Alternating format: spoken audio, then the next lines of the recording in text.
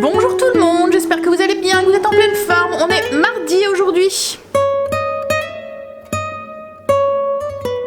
Alors on est sur le départ avec Greg, on va vite partir, on va finir on va continuer les achats pour Noël. Donc là on va aller Decathlon qui habille, enfin voilà, on va aller faire, on a 2-3 achats à aller faire là-bas. En fait on s'est mis avec Greg, on va faire les courses le matin, comme ça il y a moins de monde, et l'après-midi c'est petits travaux à la maison. C'est ça? Pourquoi tu fais des grands yeux? Parce que j'ai dit petit. On a déjà préparé le repas, comme ça on est tranquille, on n'a plus besoin de s'en occuper. Ce soir c'est les boulettes marinara, une recette qui est déjà sur le blog, je vous mettrai le lien sur, en barre d'infos si ça vous intéresse. En fait c'est des boulettes de viande qui vont cuire à la mijoteuse dans une sauce tomate. Pratique la mijoteuse, cette semaine je vais pas arrêter de m'en servir parce que c'est vraiment le truc, je fais ça le matin et après je m'en occupe plus. Le soir il y a juste à passer à table quoi, en fait, surtout quand Jay continue à travailler, donc le soir c'est quand même ma batterie nous a coupé, que cette semaine je vais pas arrêter de me servir de ma mijoteuse, c'est vraiment le truc pratique en fait, ça cuit tout seul, on a juste à passer à table après, surtout que là Angel comme je vous ai dit il continue à travailler, donc du coup c'est un peu speed, il faut qu'il aille coucher tôt parce que le lendemain matin il est réveillé à 4 h du matin. Bon allez, et c'est pas le seul, oui. Mais bon, logiquement encore 2 jours et après c'est fini. Bon allez, on va mettre ses chaussures puis on y va. On a une journée, alors il fait pas très froid mais il pleut, il nous annonce 10 degrés aujourd'hui, températures ont bien remonté, on a repris une quinzaine de degrés là depuis ce week-end, mais il pleut, donc qu'est-ce qui est mieux, hein? Là il fait tout gris et jamais. Tout. On n'est jamais content, jamais. C'est le truc des femmes ça, hein? Voilà, il faut qu'on s'exprime. On peut pas intérioriser, nous, c'est pas possible. Bon allez, on y va. On va du coup, comme je vous ai dit, Decathlon qui habille. On est rentré, on a un temps, il arrête pas de pleuvoir dehors. J'étais comme ça, je dois pas mettre d'eau sur mes sourcils, alors j'étais comme ça pour éviter d'avoir de l'eau sur les sourcils. Greg me dit, tu protèges du soleil? Je dis oui, oui, tout à fait. Il est trop intense et trop fort. Bon après, je pense que c'est pas 3-4 gouttes qui auraient fait quelque chose, mais bon. Alors on a été du coup à Kiabi, j'ai essayé une robe à Kiabi mais ça m'allait pas du tout. En fait je suis entre 2 tailles et c'est énervant parce que c'est soit trop grand ou soit c'est pas que elle me va pas, mais voilà, je sens que je suis pas à l'aise dedans quoi en fait. En fait moi je suis prise, c'est avec mes bras souvent, donc dès que je mets une robe qui a une matière qui est pas très élastique par exemple, et ben je suis obligée de prendre une taille au-dessus au niveau de, ou pas, même les chemises ça fait la même chose, chemises, les vestes, les choses comme ça, donc je suis obligée de prendre une taille au-dessus, mais du coup au niveau de la poitrine et tout ça va y trop quoi en fait, et ça fait pas beau, et là c'est ce que ça faisait. Si je prenais une taille en dessous je sentais qu'au niveau des bras j'étais pas à l'aise, oui, au niveau de la carrure et tout, je sentais que ça serrait un peu ici quoi en fait. Donc je l'ai pas prise, et pareil j'avais vu un beau haut tout en dentelle et il était trop grand et il n'y avait pas de taille en dessous, donc il y en avait plus, il restait juste 2 modèles et c'était de taille trop grande pour moi. Ouais, donc Greg par contre s'est pris un petit pull à Kiabi, un pull col V. Alors d'habitude Greg est entre 2 tailles, il met soit du M ou soit du S. Là il essaye du M parce qu'il y a 2 mondes pareil, il est pris un petit peu de la carrure et il essaye le M, il me dit ah mais non c'est trop grand quoi en fait, et en fait je sais pas, c'est la coupe qui a changé ou je sais pas quoi, c'est un pull chiné gris col roulé, et heureusement que je lui ai demandé de l'essayer parce que autrement il m'aurait fait prendre taille M en me disant oh bah non c'est bon il me va, je connais ma taille, et en fait compte ben c'est pas du tout sa taille quoi en fait, il a dû prendre taille S parce que l'autre il faisait trop grand.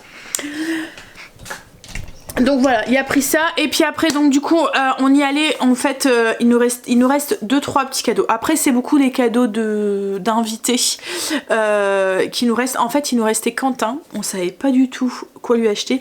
Quand j'ai dit à Kim envoie-moi une liste de cadeaux qu'il veut, en fait elle m'a envoyé une image de coque de téléphone à 8 €. Je dis non mais attends, t'es sérieuse là, c'est pas un cadeau de Noël ça, j'en veux pas de ton truc. Et du coup j'ai dû me creuser la tête et du coup je cherchais et là on a eu une idée avec Greg.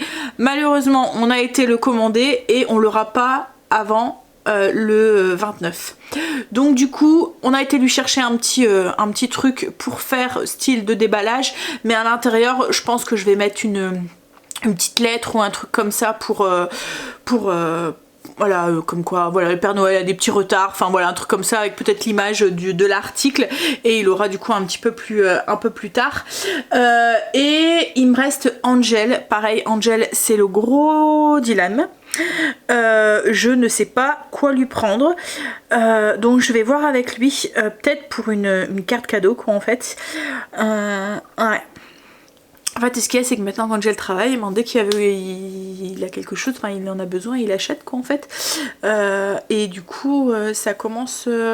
Alors, tout ce qui est... c'est vrai qu'on a toujours les petites idées, c'est comme là, avec... il reste nous, moi et Greg. Mais là, je suis en train de voir... Enfin, je sais même pas si... Parce qu'en fait, on a toujours la petite idée du cadeau, le parfum, le bijou, les trucs comme ça. Ce qu'il y a, c'est que nous, on n'est pas forcément objet bijoux de valeur, quoi, en fait. Tout ce qui est... j'aime bien changer quoi en fait, j'aime bien changer de bracelet, j'aime bien changer de boucle d'oreille, donc j'aime mieux acheter des boucles d'oreilles qui sont pas très chères et puis me les changer. Les seuls bijoux que j'ai de valeur, c'est mon alliance et ma bague de fiançailles sur moi. Autrement c'est tout le temps des bijoux qui vont entre 5-10 euros quoi en fait, grand max 15 euros, mais c'est des trucs que je change. Donc quand je vois un bijou qui me plaît, ben je le prends quoi en fait. C'est pas quelque chose que j'attends, vous voyez, pour un anniversaire ou autre. Et pareil pour Greg, c'est la même chose, même ses montres, il prend des montres pas très chères parce qu'il aime bien changer de montre en fonction de sa tenue. Mettre un bracelet marron avec une tenue qui est un peu dans les tons marrons, enfin un bracelet bleu ou un bracelet noir, enfin bref. Donc c'est exactement la même chose. Les bracelets c'est la même chose, c'est des bracelets style en corde ou en cuir qu'il met, mais c'est pareil, quand tu en vois un, il s'en achète. Donc les habits, que ça soit moi ou lui, on préfère les essayer et on préfère les choisir. Et Angel c'est la même chose aussi. Angel au niveau bijoux il en met très peu aussi, il est pas très bijou, il met du parfum, mais ça c'est pareil, quand on veut du parfum on s'en achète aussi, puis ça va aussi au coup de cœur. Ouais, donc je n'ai pas d'idée que ça soit pour Angel ou pour Greg quoi en fait. Alors Greg m'a parlé de... Je lui ai dit t'as une idée pour moi pour... Il m'a sorti une fourche pour son potager. Je lui ai dit non mais t'es sérieux? Une fourche en cadeau de Noël? J'ai dit bah non, tu te l'achètes si t'en veux, mais je t'achète pas ça. Donc du coup voilà, je suis coincée et du coup il me dit bah, et toi tu veux quelque chose ou quoi? Mais c'est pareil quoi en fait, je n'ai aucune idée de à lui donner quoi en fait. Donc je pense que je vais lui dire bah écoute, si on n'a rien besoin, on va peut-être aller chercher un petit bijou pas très cher quoi en fait, une paire de boucles d'oreilles ou un bracelet ou un truc comme ça, comme on aime. Et puis enfin voilà, on va pas acheter pour acheter quoi en fait. Et s'il a besoin de sa fourche, il ira chercher sa fourche. Mais je me vois mal lui offrir ça à Noël quoi en fait. Mais voilà, donc je pense que je vais peut-être faire ça avec Greg, on verra. Mais voilà, c'est les personnes qui nous restaient. Donc on ira voir, enfin on va voir pour Angel. Ah oui, et puis il nous reste aussi, c'est tout ce qui est petits cadeaux. En fait, quand on fait ça chez les parents à Greg, on s'offre... Ouais, on aime bien offrir des petits trucs aux adultes aussi, mais c'est vraiment des petits trucs, hein. Ça va être style une bouteille. L'année dernière on avait acheté de la bonne bière, ou une bouteille de vin, une boîte de chocolat, ou une petite palette de maquillage, ou un truc comme ça pour ses sœurs, ou enfin voilà. Donc du coup c'est vraiment des petits cadeaux, mais ça souvent on attend la dernière minute pour les acheter. Donc là on ira faire un jour une matinée dans une galerie marchande, et puis on trouvera bien des petits trucs. Vous voyez, c'est des petits cadeaux qui n'ont pas de grande valeur quoi. Par exemple un petit bijou c'est 10 euros quoi en fait. Voilà, c'est juste pour marquer le coup. Donc voilà, un petit peu ça avance un petit peu à la fois. Déjà on a trouvé pour Quentin parce que franchement c'était le plus compliqué. Je ne savais pas du tout quoi lui prendre en fait. En plus Quentin n'a pas forcément de grande hobby entre guillemets, à part comme Angel quoi en fait, hein, c'est un jeune, à part une PlayStation quoi, enfin vous voyez les trucs PlayStation, les manettes, tous les trucs comme ça, mais arrive un moment on tourne vite en rond quoi en fait, hein. Alors après on lui avait acheté aussi quelques outils parce que au début on savait pas trop quoi lui acheter et puis on s'est dit ça peut toujours servir, une visseuse, un truc comme ça lui a fait plaisir.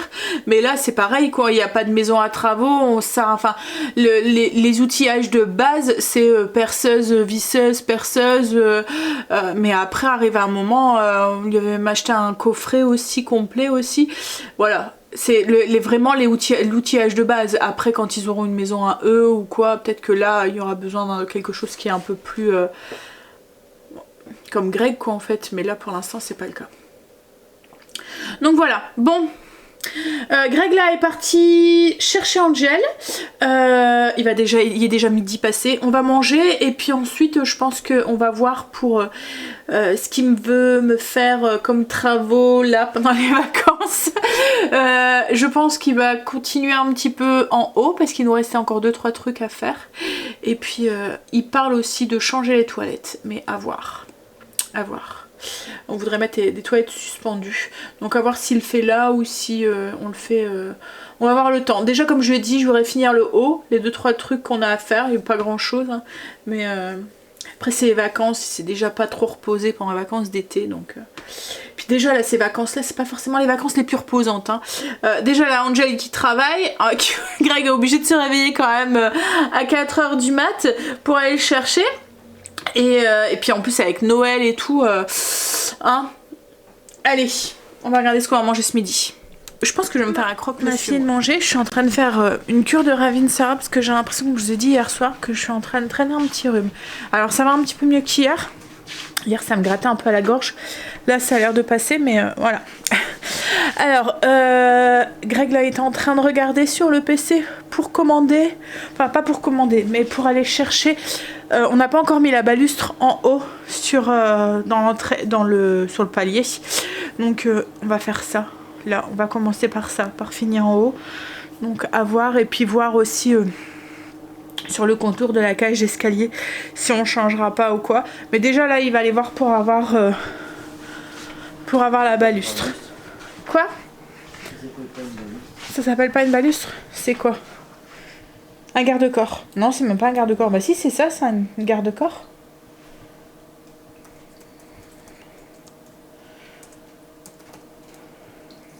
Ah non, un garde-corps c'est... ouais c'est en béton. Ah si c'est ça. Ouais.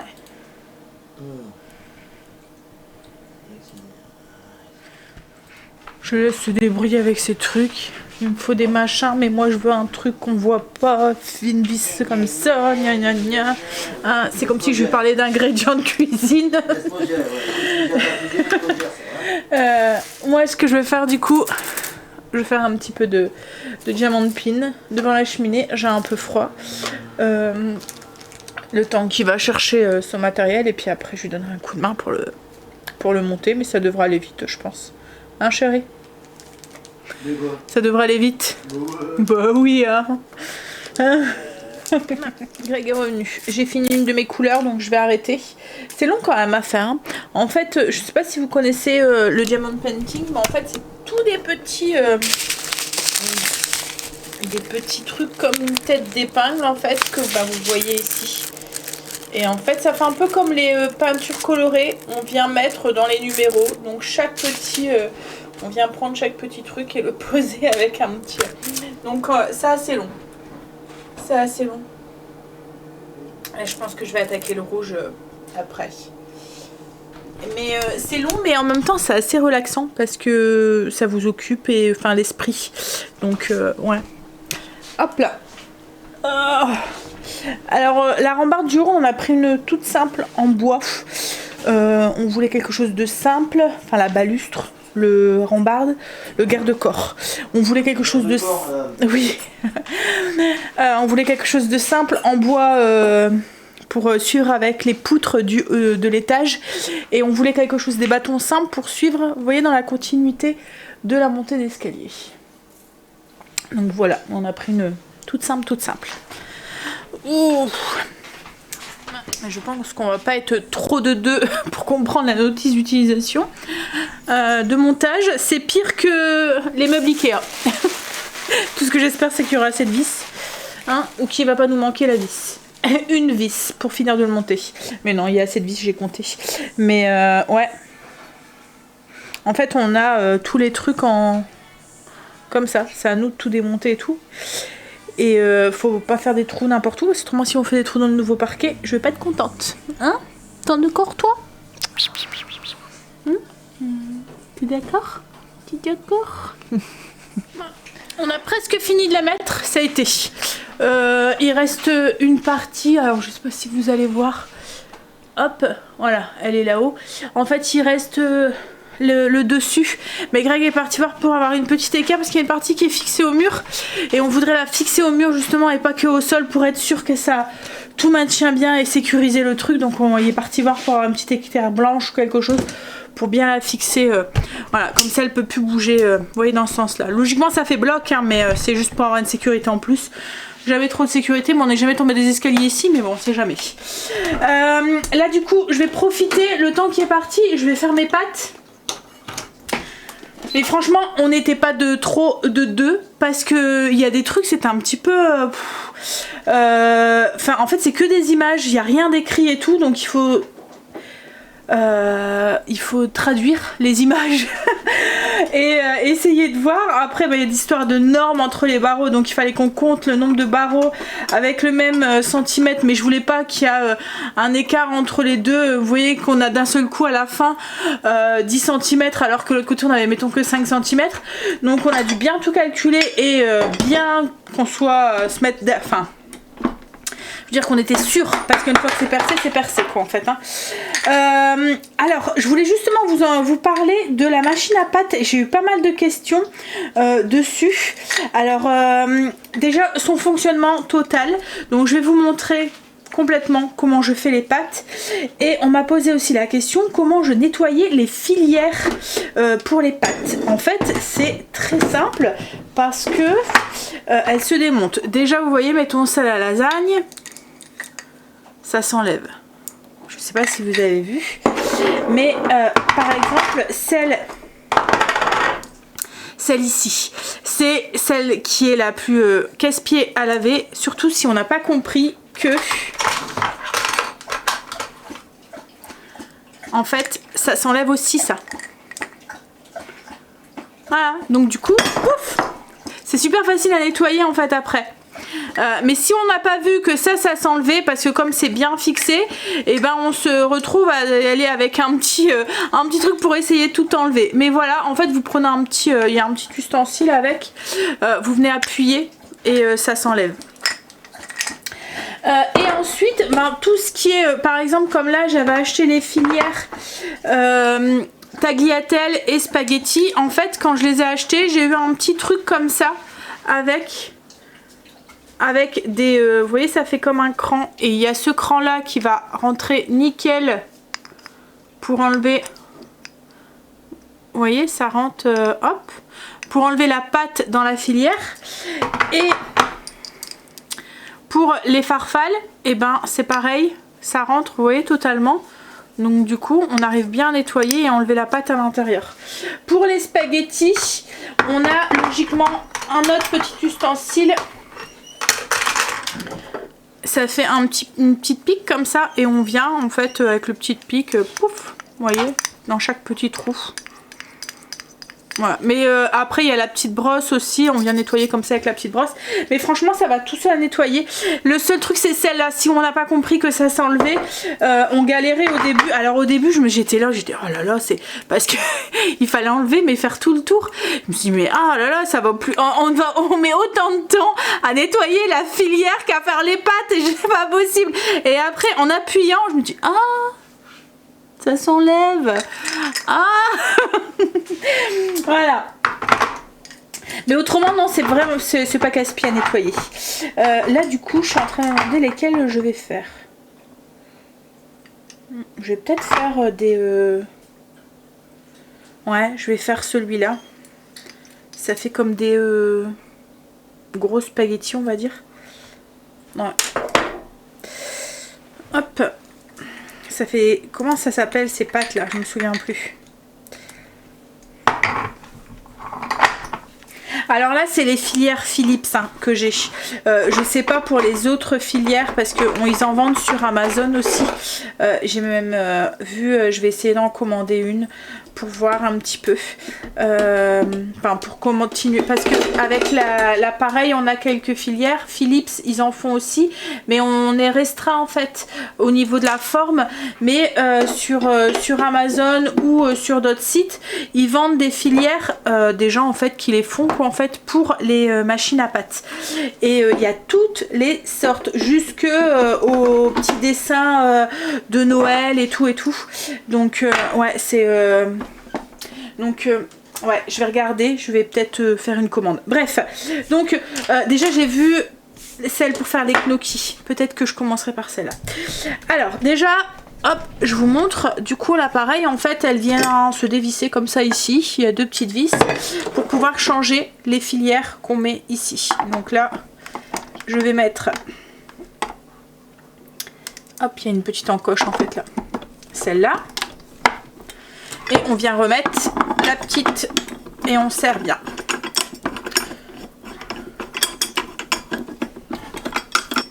Au niveau de la recette, je fais toujours la même, c'est à base de farine de blé dur, la semoule très fine.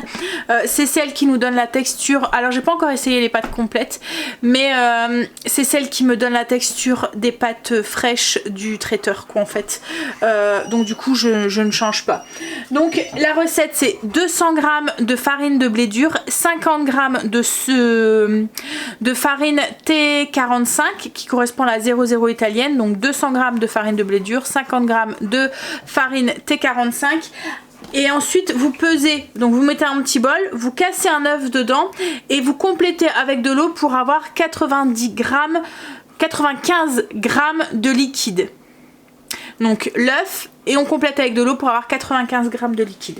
Donc une fois que ça c'est fait, vous avez fait le plus dur. Alors moi ma machine, c'est il existe une variante au-dessus de celle-là qui a la balance intégrée. On a juste à mettre tous les ingrédients dedans et puis elle nous dit au niveau de la quantité d'eau qu'il faut mettre et tout. Alors c'était pas un de mes souhaits d'avoir celle-là parce que je voulais justement pouvoir utiliser différentes farines et en fonction, je sais qu'avec la panification avec le pain, en fonction de la farine on a besoin de plus ou moins d'eau et je me suis dit mais comment est-ce qu'elle peut savoir la machine quelle farine j'ai mis à l'intérieur et du coup me dire la quantité d'eau que je dois mettre quoi en fait. Je pense que ça se fait beaucoup à l'œil et au travail quoi en fait, enfin vous voyez au visuel. Donc du coup je voulais pas celle-là. Après il y a une variété qui est en dessous de celle-là, une Philips qui est en dessous, mais à ce que Greg, au début c'était celle-là que j'avais demandé, que j'avais mis sur ma liste parce que j'ai une petite liste avec les objets comme ça, les enfants et Greg viennent piocher dedans en fait quand ils veulent me faire un cadeau. En fait j'avais mis celle-là sur ma liste, mais Greg m'a pas pris celle-là ni Kim parce que à ce que j'avais pu comprendre on pouvait pas racheter de filière adapté avec celle-là où il fallait mettre un embout spécial, un adaptateur ou je sais pas quoi, donc ils ont préféré prendre celle-là. Donc voilà, mais autrement il y a des variétés au-dessus et je pense que même là ils en ont sorti une nouvelle. Je pense que c'est, ah oui, celle au-dessus avec balance, on peut directement mettre un peu plus de farine je pense. Mais bon là moi elle me convient bien, je peux mettre jusqu'à 500 g de farine, c'est suffisant pour nous quatre quoi en fait, en sachant que moi ils mangent beaucoup de pâtes hein. Voilà, et puis après ça va tellement vite qu'au pire je refais une fournée après. Alors je vous montre, je mets toujours un petit plateau en dessous en verre pour recueillir les pâtes. On va avoir besoin, c'est livré avec, mais ça fait comme d'un petit racloir comme ça. C'est pour couper les pâtes à la longueur qu'on désire. On va venir du coup mettre la machine en route. On appuie juste sur le bouton. Et on vient mettre notre mélange de farine. Farine de blé dur. Alors moi je mets toujours un peu de sel dans la farine parce qu'à chaque fois j'oublie de saler mon eau et Greg me dit tout le temps ah il manque du sel, tes pâtes elles sont fades. Donc du coup maintenant je rajoute un peu de sel, au moins je suis sûre qu'il y a assez de sel dedans. Hop. Donc une fois que ça c'est fait, on remet le petit couvercle. Vous allez voir c'est simplissime. On vient mélanger les œufs avec l'eau. Donc moi j'ai doublé la quantité pour avoir assez pour nous quatre. C'est pour ça qu'il y a 2 œufs, donc j'ai mis 2 œufs et j'ai complété pour avoir 2 fois 95, donc en quantité d'eau. Donc on mélange. Une fois que c'est mélangé un peu comme une omelette, on va venir appuyer. Alors la machine en fait il y a 4 boutons. On a le bouton allumer et éteindre, on a le bouton automatique, donc là moi c'est celui que j'ai mis.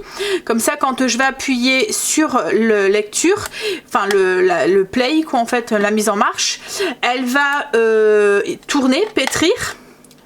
Et une fois que ça, au bout des 3 minutes, pendant 3 minutes, ça va pétrir pendant 3 minutes. Et une fois que c'est fini, ça va passer directement à faire sortir les pâtes. Et après, donc là, c'est pour enlever la position automatique ou la laisser. Et là, c'est juste pour faire l'extruction. Donc en fait, le fait que les pâtes sortent, quoi. En fait, mettons si vous faites une pâte au robot, parce que c'est possible, j'ai vu de faire des gâteaux ou des choses comme ça. Ou mettons que vous avez un restant de pâte, vous voulez le remettre dedans et éviter de le faire pétrir, juste faire ressortir la pâte, vous appuyez sur ce bouton. Là en fait ça va pas pétrir, ça va juste faire sortir les pâtes. Donc du coup là j'ai mis ma farine avec mon mélange de farine, je vais appuyer sur lecture, ça va commencer à pétrir et je vais venir, alors là ici on a une petite fente, je vais venir ajouter mon mélange d'œufs et d'eau et pendant ce temps là ça va pétrir tout seul. Ça va pétrir comme je vous ai dit pendant les 3 minutes et au bout des 3 minutes il y a un bip qui va se faire qui va se faire entendre et on aura et puis les pâtes vont, en fait la machine va changer de sens et les pâtes vont sortir et nous on va juste venir ici et racler pour couper les pâtes à la dimension qu'on souhaite. Alors là vous voyez il reste 9 secondes, donc au bout du temps on va entendre le bip et ça va changer de sens et les pâtes vont commencer à sortir. Vous voyez là ça a bipé, hop, ça change de sens et en fait la pâte va commencer à sortir et du coup nous tout ce qu'on a à faire c'est venir couper. Alors quand c'est des longues pâtes on a le temps de couper, mais par contre quand c'est des pâtes courtes, voilà, il faut y aller, ça fait un geste un petit peu comme ça, mais par exemple quand vous faites des crozets, c'est et vous y arrêtez pas, mais vous voyez on a des pâtes qui sortent nickel quoi en fait, et on a juste à racler quand on a la bonne taille. Après pas de souci, elles ne collent pas entre elles ou quoi que ce soit à chaque fois, voilà, vous voyez je peux les youp. Donc là c'est les pâtes, c'est des pâtes longues, donc c'est assez tranquille pour le faire. C'est un peu plus rapide quand on fait des pâtes courtes. Mais les filières, il y en existe plein. Vous tapez sur Amazon filière pour Philips, vous allez voir il y en a plein. Et il y a même des sites qui en vendent aussi. Ce qu'il y a c'est que c'est les frais de port parce que c'est pas en France en fait malheureusement, donc du coup les frais de port sont un peu plus élevés. Mais voilà c'est tellement simple et puis ça va vite quoi en fait, les 3 minutes de pétrissage, là je vais peut-être en avoir pour 3 minutes pour ou on va dire 7 minutes pour le temps que tout soit bien fait, mais voilà c'est tout quoi. Le temps que en fait je mettrai, là c'est parce que je veux pas les faire cuire tout de suite, mais le temps que mon eau elle cuit, mes pâtes sont faites. Le temps que mon eau bout, mes pâtes sont faites. Franchement je l'adore, voilà.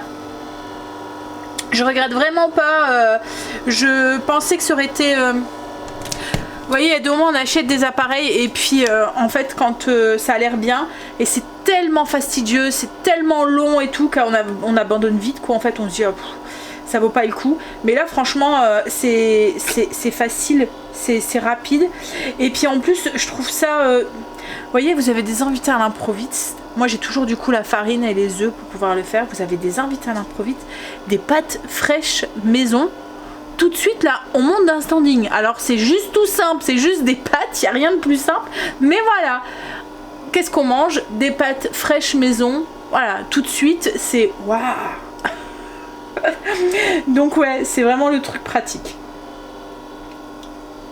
Et puis comme j'ai toujours les ingrédients à la maison, on ne sait pas quoi faire à manger le soir, on a un truc, on peut dégainer les pâtes quoi en fait. On a toujours un paquet de lardons, pas de carbo, voilà. Autre petit truc aussi à la fin, pour bien voir toute la pâte qui reste à l'intérieur, ou alors il en reste toujours un petit peu au niveau de la filière, hein, mais souvent dans le bol il reste 2-3 petits morceaux, ça gaspille vraiment pas grand chose quoi en fait. Et bien en fait à la fin automatiquement elle va tourner dans l'autre sens et pouf se remettre à faire sortir les pâtes. Ça se fait tout automatiquement. On n'a rien à faire quoi en fait. Là moi ce que je vais faire c'est que je vais relancer une fournée de pâtes pour demain midi. À mon avis il restera des boulettes. Donc on refera cuire des pâtes demain matin. Je vais les faire et je vais les mettre au frigo. En fait ça se conserve. Alors on peut les conserver au frigo, on peut les congeler, on peut les manger fraîches comme ça. Et après on peut les faire sécher. Alors là moi je mets des œufs dedans donc je ne les ferai pas sécher. Mais c'est possible si vous ne mettez pas d'œufs de les faire sécher aussi. Bon après c'est tellement rapide que j'en vois pas l'intérêt. C'est juste parce que demain si on rentre sur le coup de midi et demi ou quoi, parce qu'on doit aller refaire 2-3 magasins demain matin, et ben je pourrais toujours téléphoner à Stécie pour qu'elle fait bouillir les pâtes et qu'elle le fasse. Après elle serait très bien le faire hein, mais bon voilà. Et puis en plus comme la machine est sale, ben ça me l'a fait nettoyer qu'une seule fois. Alors je vais vous montrer là, la machine est à la fin. Regardez ce qui reste comme pâte. Il reste plus rien en fait comme pâte à l'intérieur, juste 2-3 petits morceaux voilà, collés sur le truc, mais il n'y a vraiment plus rien. Bon après il y en aura sur la filière hein, mais il n'y a vraiment plus rien comme pâte à la fin quoi, en fait. Alors, pendant que j'y suis je vais vous montrer le nettoyage, comme ça vous saurez tout de tout. Je suis en train de faire chauffer mon eau. Donc on vient dévisser ici, ça souvent c'est pas très sale, faut juste donner un petit coup de chiffon. Ça va pas au lave-vaisselle par contre hein. Hop, ensuite donc on a la filière à nettoyer. Alors comme je vous ai dit vous voyez il y a toujours de la pâte qui reste là. Alors on prend les petits ustensiles qu'ils nous ont donné, on vient retirer du coup la pâte, ça s'en va assez facilement en fait hein. Surtout cette, alors je sais pas avec la farine tout seul, mais avec avec la semoule, ça, franchement ça s'en va tout seul. Donc là on retire le plus gros. Ensuite on prend le petit pic et on va venir aider.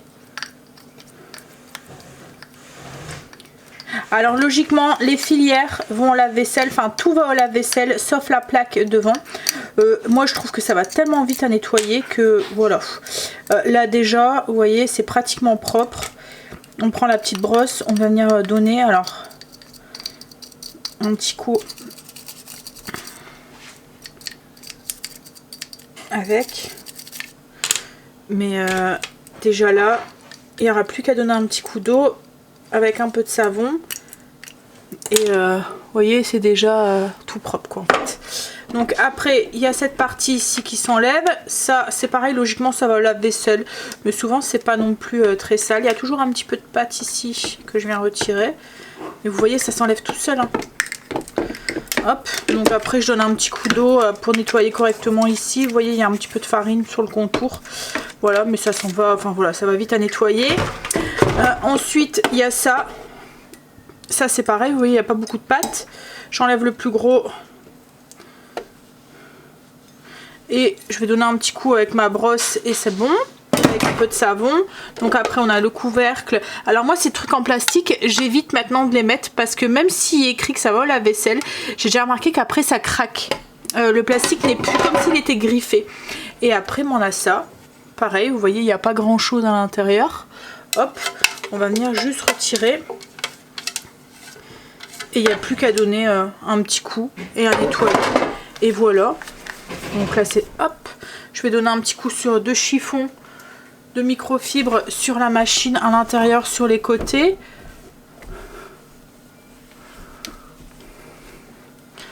Ça pareil. Alors vous voyez tout à l'heure je vous parlais du gaspillage, voilà ce que je récupère au niveau de la pâte. Donc une petite poignée mais vraiment pas grand chose hein. Voilà, en fait c'est ce qui reste plus ou moins dedans. Hop, voilà.